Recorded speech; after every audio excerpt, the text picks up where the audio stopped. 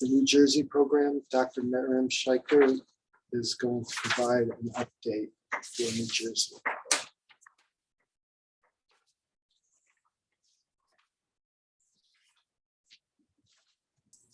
All right, thank you.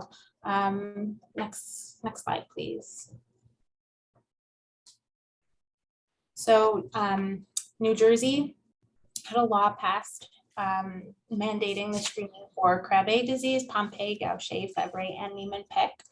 And we do now screen for all of those. Next slide, please.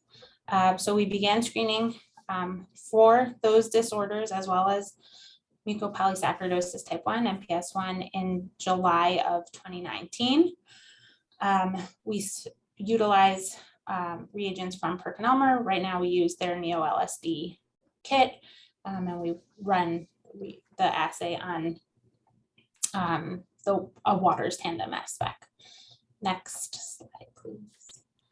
So our cutoff for GALC for Krabbe disease is based on the percent of the daily median. So anything with a GALC activity of less than 15% of the daily median of the initials, we reflex, we retest in duplicate.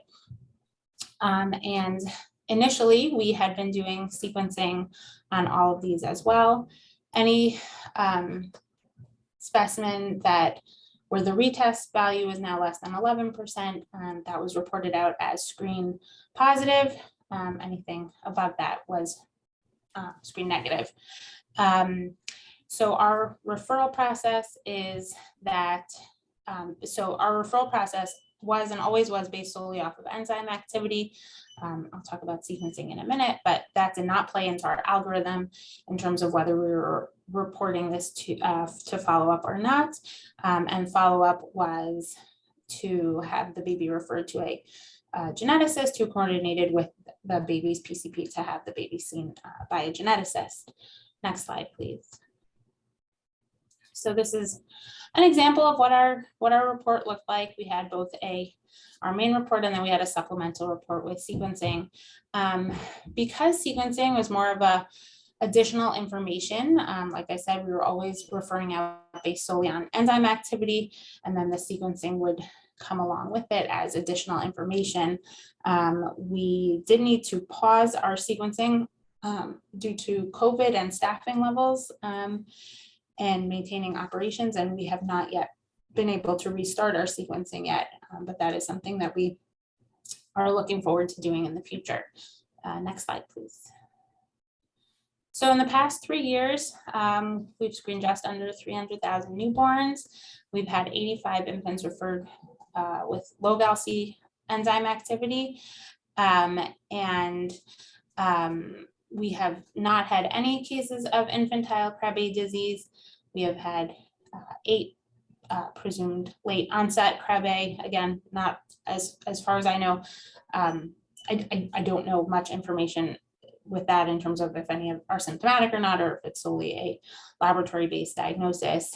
And we've had carriers and those with pseudodeficiencies, and then those that are cleared, and we still have 13 pending. Next slide, please. So where are we going? We are very interested in pursuing cyclizine testing, and that's something that we are going to be pursuing over the next few months to see if we can start that. Like I said, we're considering what to do with our sequencing, and we would like to resume that. In addition to that, we are actively working to add ALD to our screening panel, and by the end of this year, the plan is that New Jersey will be screening for ALD as well. And I believe that is my last slide, and thank you very much.